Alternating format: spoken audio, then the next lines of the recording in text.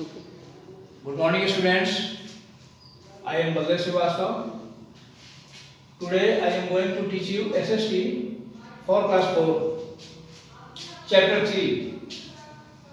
Chapter 3 में आप पढ़ेंगे. You have to read the Great Northern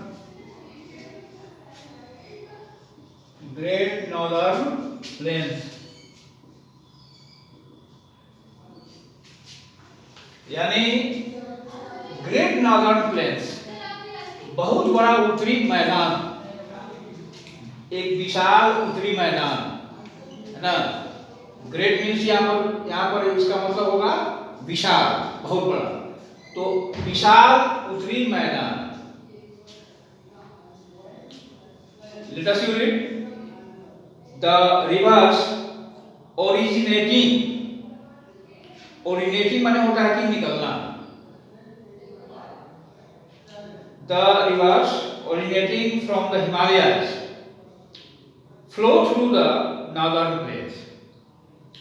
Himalaya से निकलने वाली जो नदियां हैं वह उत्तरी मैदानों के से होकर के बहती है. हिमालय से जो नदियां निकलती है वह उत्तरी मैदानों से होकर के बहती है, गुजरती है, बहती है. Which are very fertile, जो बहुत ही उपजाऊ होती है. फर्टाइल मीन्स उपजाऊ. फर्टाइल मीन्स उपजाऊ.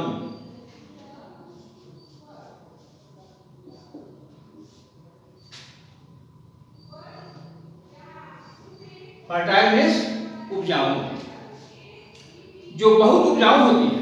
यानी हिमालय से निकलने वाली नदियां जब उत्तरी मैदानों से होकर बहती है वह बहुत ही उपजाऊ होती है.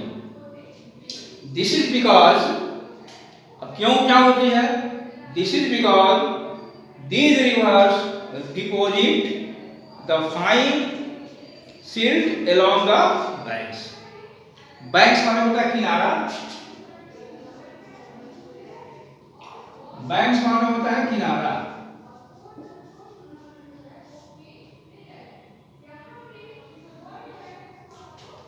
सिल्ट माने होता है कछार.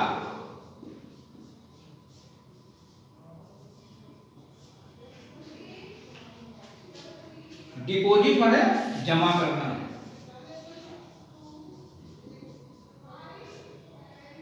डिपॉजिट मीन्स जमा करना.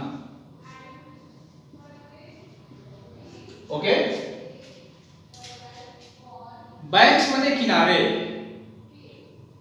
और सिल्ट माने कछार. उसको कहते हैं कि जब नदियां बहती है तो उसमें जो अपने रास्ते में जो कुछ लिए हुए चलती है और जो जमा करती है किनारे, उसी को कहते हैं कछार.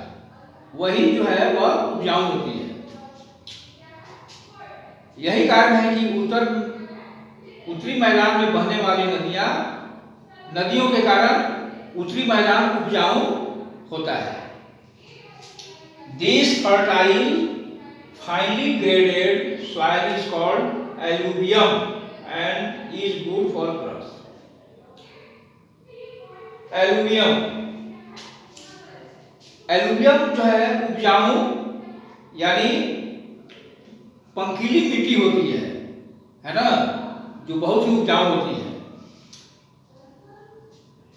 एक उत्तम प्रकार की जो मिट्टी है वह लिए हुए वह जमा करके जाती है किनारे, और उसको हम एलुवियम सॉइल कहते हैं.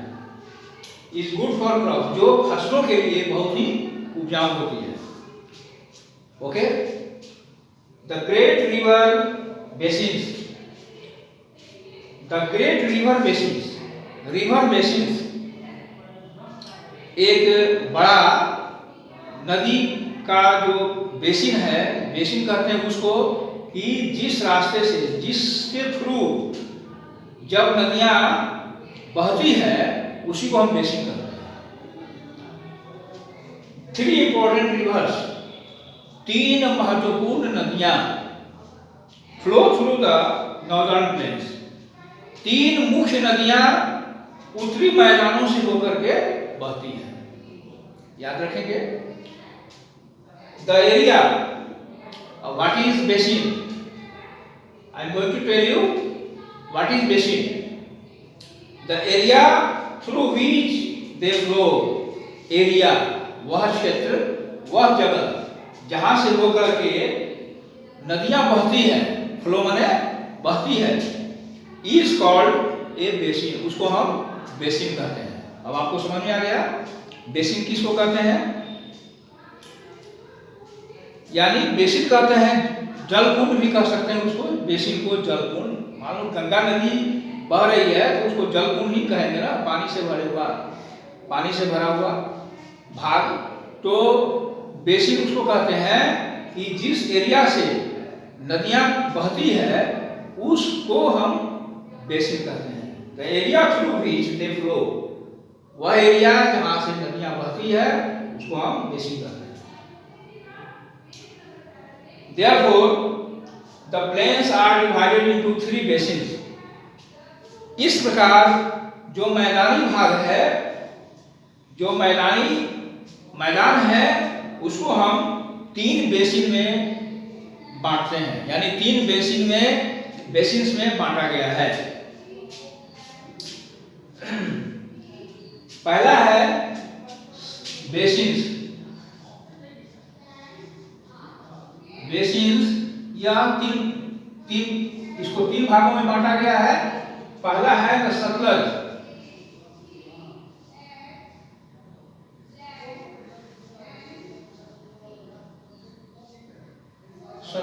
बेसिन, दूसरा है the Ganga basin,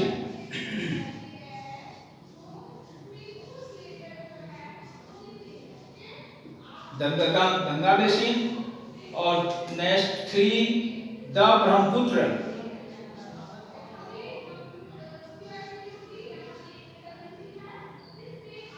Brahmaputra basin. ये 3 प्रकार की बेसिन है। मैदान को 3 भागों में बांटा गया है। एक सतलज बेसिन हो गया, the great Ganga basin, and 3 the Brahmaputra basin. Okay. Now you have to read. Let us start the Satlaj basin. The river Satlaj and its tributary. एक वर्ड है tributary. इसको कहते हैं सहायक नदी।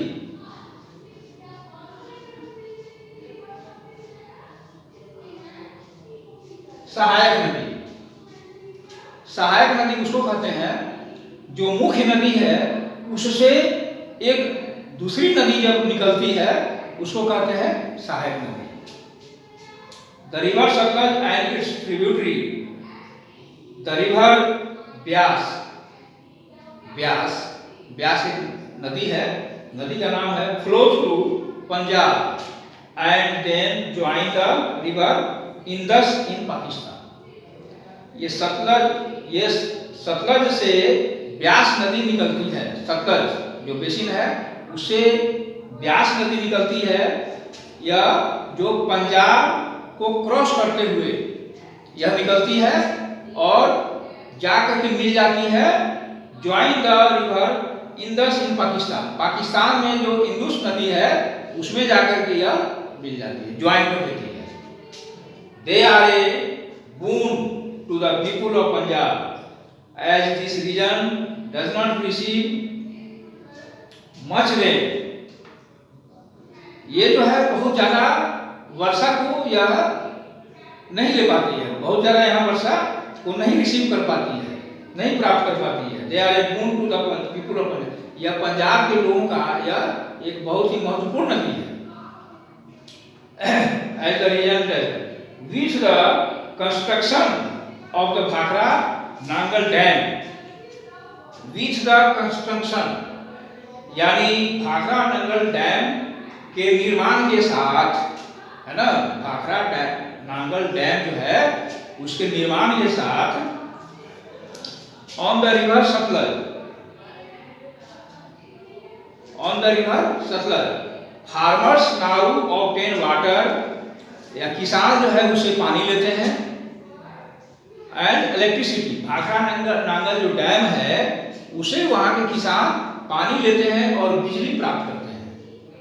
ठीक है, भाखड़ा नांगल डैम जो है, डैम जो होता है उसे हम पनबिजली, उसको जो वाटर इलेक्ट्रिसिटी भी कहते हैं, पनबिजली प्राप्त करते हैं। तो किसान वहां के पानी, उस डैम से पानी प्राप्त करते हैं और बिजली प्राप्त करते हैं। Wheat, rice, cotton and sugar cane are grown with the help of irrigation system. Wheat गेहूं, चावल, कॉटन यानी कपास, एंड शुगर और चीनी, चीनी यानी ईख, शुगर केन मीन्स ईख, आर ग्रोन मतलब उपजाते हैं, उपजाए जाते हैं। क्या चीज उपजाए जाते हैं? तो गेहूं, चावल, कपास और ईख उपजाए जाते हैं। किसकी मदद से? तो with the help of irrigation system, सिंचाई के माध्यम से ये सब उपजाए जाते हैं। भाखड़ा नांगल डैम से ये पानी लेते हैं और इस सिंचाई के सहायता से ये गेहूं, चावल, कपास और ईख जो है ये किसान उपजाते हैं। आगे चले, द गंगा बेसिन, दूसरा है the Ganga basin. Originating from the Gangotri glacier in the Himalaya, Himalaya में जो गंगोत्री ग्लेशियर है, ग्लेशियर में बर्फ का पहाड़ जो कहते हैं उसको, जहाँ केवल बर्फ ही बर्फ है, वहां से यह इसकी शुरुआत होती है। किसकी? गंगा की। यानी गंगा जो है वह गंगोत्री ग्लेशियर से यह इसकी शुरुआत होती है गंगा की, जो हिमालय में है। गंगोत्री कहाँ है? हिमालय में। The river Ganga flow across the northern place, यानी रिवर गंगा यानी जो गंगा नदी है, यानी जो गंगा नदी है वह फ्लोज, बहती है अक्रॉस द नॉर्दर्न प्लेस, उत्तरी मैदानों से होकर यह बहती है गंगा नदी। It is joined by the numerous tributaries. It is joined the numerous tributaries. यानी यह ज्वाइन करती है by its अनेक सहायक नदियों में, यह ज्वाइन बाई अनेक जो सहायक नदियां हैं वह यह गंगा में से ज्वाइन करती है। द यमुना, कौन कौन सी सहायक नदियां हैं गंगा की? तो the Yamuna, the Kosi, the Gandak, the Ghaghara, the Gomti, the Chambal, the Son and the Damodar in its various courses. अनेक सहायक नदियां, जितनी भी नदियां का नाम हम बोले हैं ये सब सहायक नदियां हैं। किसकी? गंगा की सहायक नदियां। Many important towns are situated along the river. इस नदी के किनारे, कौन नदी के किनारे? ये गंगा नदी के किनारे मेनी इंपोर्टेंट टाउन्स, बहुत ही महत्वपूर्ण, अनेक महत्वपूर्ण शहर, नगर इस नदी के किनारे बसे हैं, स्थित हैं। गंगा नदी के किनारे अनेक प्रकार के अनेक महत्वपूर्ण नगर, शहर स्थित हैं। As there is plenty of water, plenty कहते हैं बहुत, as there is plenty of water available and soil is rich, जैसे plenty of water, बहुत पानी, ज्यादा पानी वहां उपलब्ध है, and the soil is rich, और वहां की मिट्टी क्या है? रिच है, यानी उपजाऊ है, धनी है। Many crops like jute, many crops अनेक प्रकार की फसलें जैसे jute, rice, wheat and sugarcane grow well here. बहुत ही अच्छे ढंग से यहाँ पर ये सब उगते हैं। The Ganga basin is the most densely populated. Densely कहते हैं घनी, densely populated माने घनी आबादी, densely populated.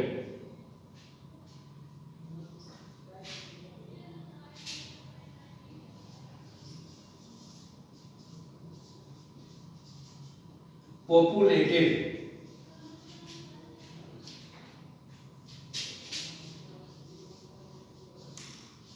घनी आबादी, घनी आबादी। Ganga plain is the most densely populated. Ganga के जो मैदान है वह बहुत ही घनी आबादी वाला यह क्षेत्र है।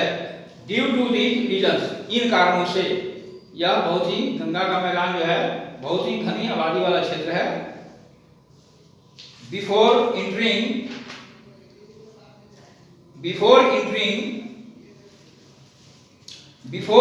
The Bay of Bengal, Bengal की खाड़ी में प्रवेश करने से पहले the river Ganga forms the largest, यानी जो गंगा नदी है वह उसका निर्माण होता है लार्जेस्ट, बहुत बड़ा, and the most fertile delta, और बहुत ही उपजाऊ डेल्टा का यहाँ निर्माण होता है in the world, called the Sundarban delta.